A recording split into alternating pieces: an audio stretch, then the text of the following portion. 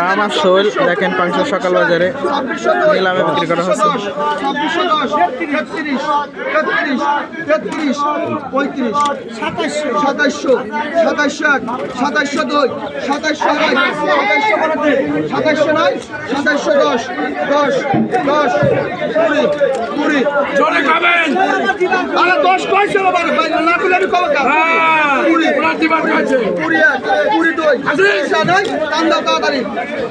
2710 টাকা সবগুলো মাছ বিক্রি করা হবে।